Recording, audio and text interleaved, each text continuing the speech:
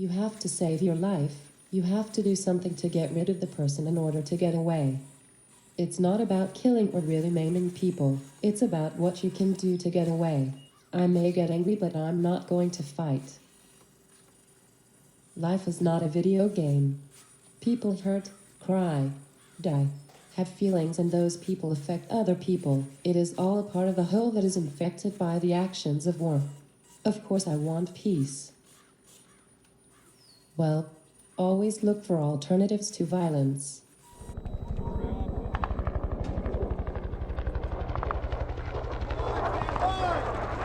Respect is to feel or show honor or esteem for, hold in high regard.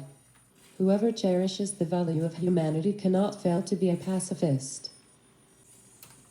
Okay, alright, look, I don't have a lot of advice, but here's little. You got to be yourself. Be truthful to yourself, always. That's how we start changing the world for the better.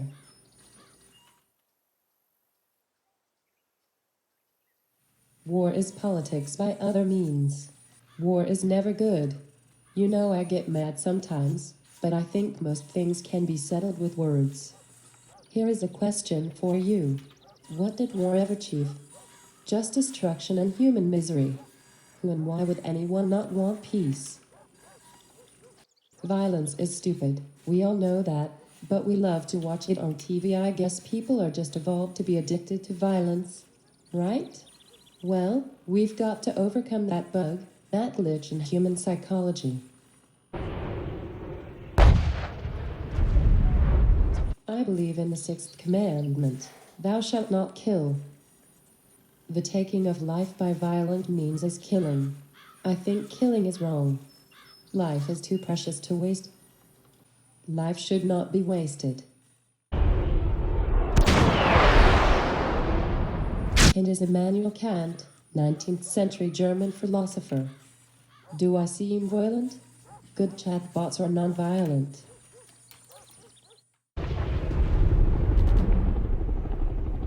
The 3 laws of robotics, which became widely accepted in science fiction, first appeared in a 1941 story by Isaac Asimov. They specify that a robot must not harm a human being, must obey orders from humans unless they conflict with the first law, and must preserve its own existence unless this conflicts with the first or second law. There are way too many robots being built to fight. I hope to balance that with my opposition of war. You know that cruise missiles are a kind of robot. I would love to remotely control a cruise missile to explore the world at a really high altitude. But of course the only problem is that cruise missiles are kind of menacing, like with the nuclear warheads and such, so I guess I would fill their nose cones with flowers and band-aids or something, like little notes about the importance of tolerance and understanding, or maybe just FedEx packages.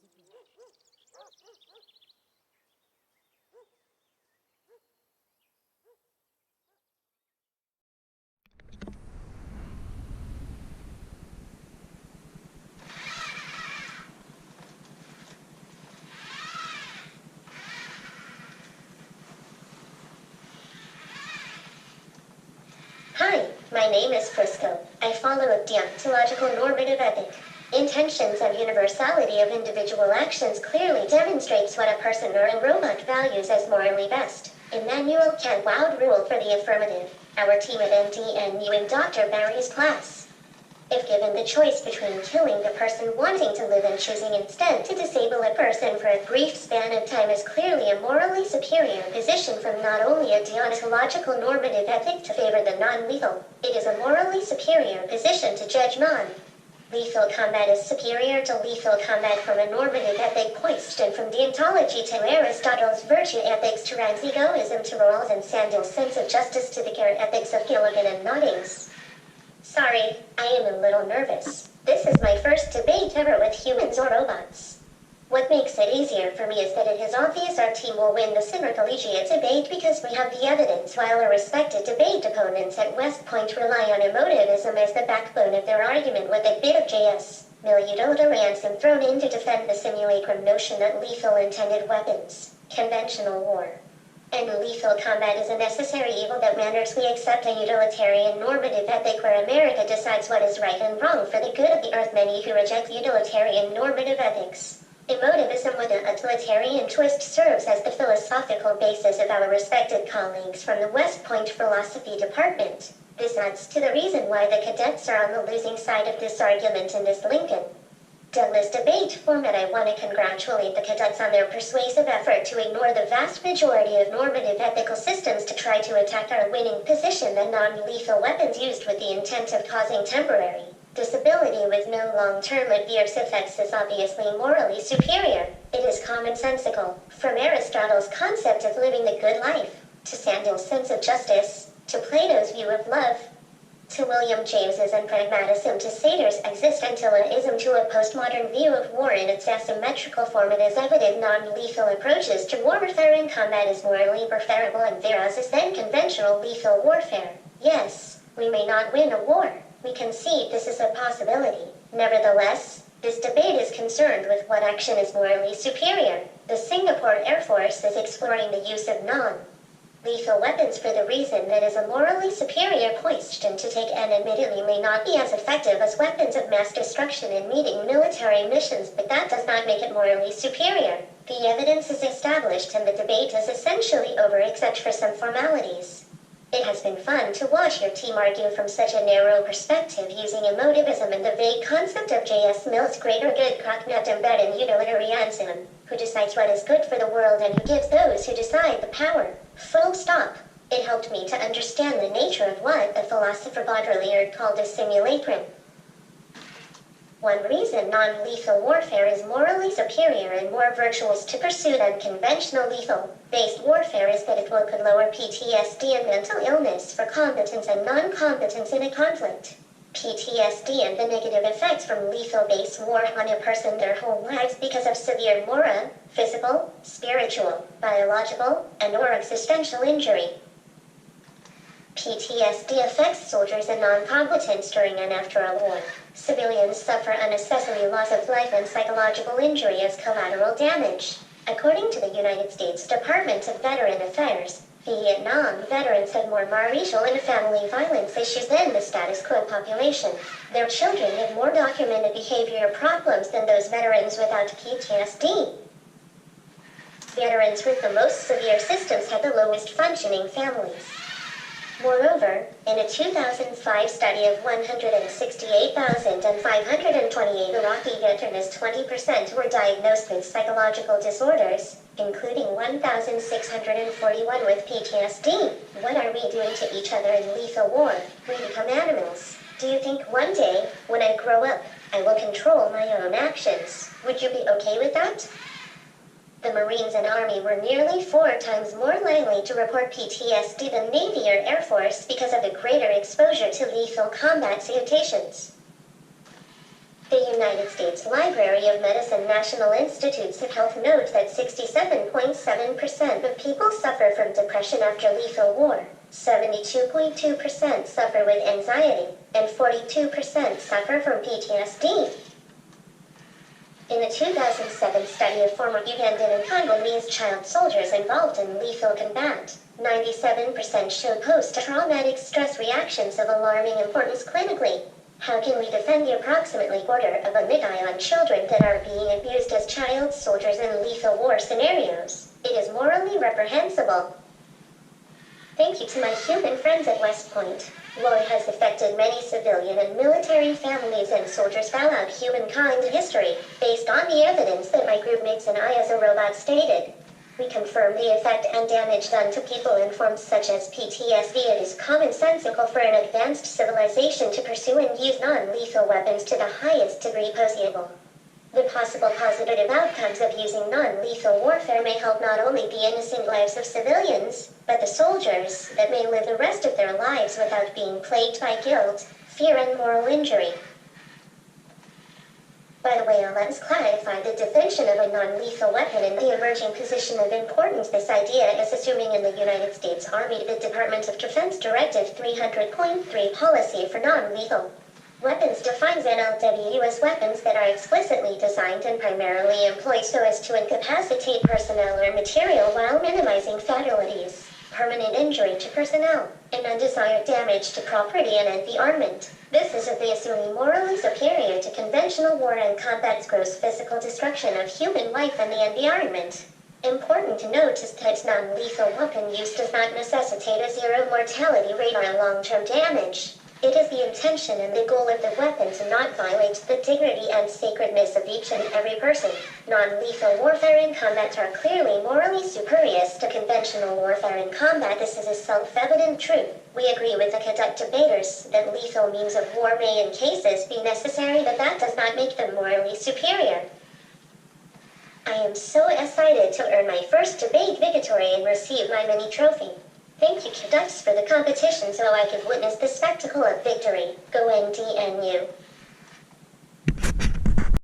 Action. Hi, I'm Jessica Ponterio. I'm from Notre Dame University, and I'm a senior.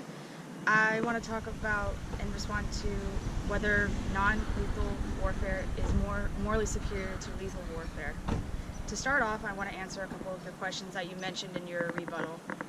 So just to answer in the opening statement, you mentioned that you want to sacrifice morality for the greater good and use the utilitarian philosophy. However, I think even if you sacrifice for the greater good, as you say, in the sacrifice, you still do have to sacrifice your morals, which is atrocities that you still have to commit in order to reach this greater good that you are trying to do. So you say there are good intentions in war. You try to do what's best, and you try to do something to save people in the long run, even though it can cost a couple lives in the beginning. But our argument is that you don't even have to go to that route. You could still save lives without having to resort to killing somebody. One example of this is when in Iraq, there were 601,000 excess deaths alone from 2002 to 2006 from the New England Journal of Medicine. Those were excess civilian deaths, and I think that's not necessary because if they were just civilian deaths, you didn't discern how to find different people, you weren't able to figure out whether or not they were combatants or not. To answer a couple other questions, you say that country X used non-lethal weapons, but they were killed with lethal weapons. Is that still okay? How do you respond to that?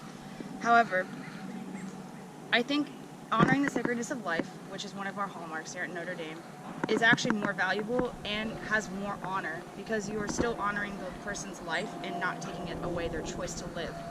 I think when you kill somebody, even if it is for, as you say, a good cause, you're still taking away that person's choice to be able to keep living on this earth. Alone, and from the U.S. Department of Veteran Affairs, from combat-related PTSD, you can have combat-related guilt, and you are 3 times more likely to commit suicide because of it. I think people know overall to not kill somebody because they still feel a lot of guilt after taking someone's life, even if it was for the sake of war. If country X damaged more lives in permanency, like with amputees or with PTSD or anything of that sort, it is still not good. I think that isn't a good thing that you should do that. However, I think that is a better alternative than taking away, again, another person's life. Why do we have to resort to taking away someone's life? Even if it does cause some damage, I think it's a less damage than taking away another person's life. Okay. So I'm going to go over 2 premises and a conclusion. To be virtuous, we must follow rules of war. And in order to follow these rules of war, you can use non-lethal weapons, which are a better way to follow these rules of war, which is the just war theory and international humanitarian law. And the conclusion we can derive from this is that non-lethal weapons are actually more virtuous than lethal weapons. The U.S. Department of Defense states that non-lethal weapons are discriminate weapons that are designed and employed to incapacitate personnel and material while minimizing fatalities and undesired damage to property or environment. And that's from the non-lethal weapons as legitimizing forces of technology and politics. In definition, they use discrimination, use only the necessary amount of force to meet objectives, and they are proportionate in damage through minimizing. That means they are able to figure out with non-lethal weapons to know who is actually really bad and who is actually really good. And you can cause less damage by doing so because accidents do happen, as you say. So what better way to prevent these accidents than using non-lethal weapons? We're going to go into the international humanitarian law, which states that if you fail to discriminate and you cause excess injury and you cause long-term damage, you are actually violating this law. When you use lethal weapons, I can argue that it does violate this law. And Paul Ramsey, a philosopher, cites that when you use agape, which is unconditional love, he cites that the just war theory that the U.S. Army must follow from the Love, Intention, and Proportion article. He's saying that agape is the fundamentals for just war theory, which is you must love the other person in a universal way. We're going to go into just war theory now, or the jus in bello part. So they use discrimination, military necessity, and proportionality as the criteria. So for discrimination, force can only be used on legitimate targets. So, for example, of a way this was not happening was in the Kunduz hospital airstrike in October 3rd of 2015. The U.S. Air Force, in conjunction with the Afghan Army, indiscriminately did an airstrike because they suspected there was a few Taliban that were in this hospital, but in result, it ended up killing 42 innocent people, including medical personnel and civilians. If you use discriminate weapons, such as a flashbang grenade, which use bright lights and loud noises, you could incapacitate individuals, and you could keep them within the facility as it is stated in the non-lethal weapons portion of the U.S. government website.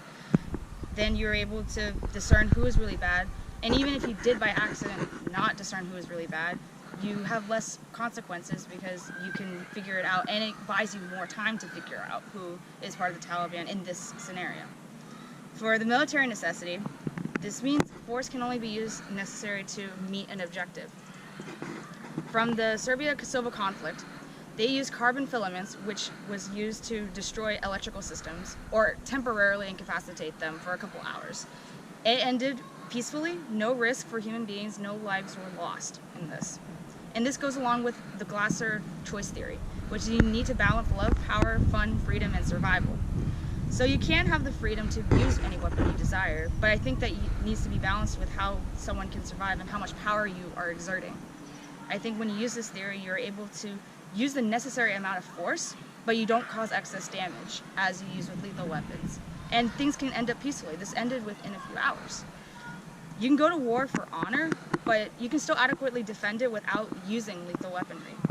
In your cadet prayer, it states, as a portion of it states, encourage us in our endeavor to lie above the common level of life. Make us to choose the harder right instead of the easier wrong, and never to be content with a half-truth when the whole can be won. How can you say this when there are alternative ways to fight and not take away human life with non-lethal weapons? But your primary method is to use lethal warfare where you do take away someone's life.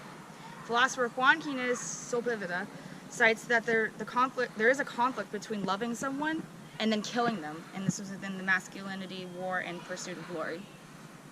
I think there is a conflict when you say you love someone, and in this prayer you're trying to reach a relationship with another country or with your enemy or with anybody, but then when you take away something as another person's life, it causes a big conflict. So how is that moral to say that you love someone, but yet you are trying to kill them? So for proportionality, this states that the action that you commit cannot be excessive or unreasonable. And we'll go to the Qana 1996 massacre.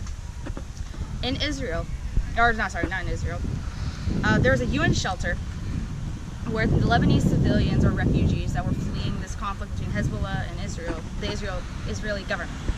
And this, in the Operation Grapes of Wrath, as they called it, they accidentally killed 106 civilians because they shot into the UN shelter.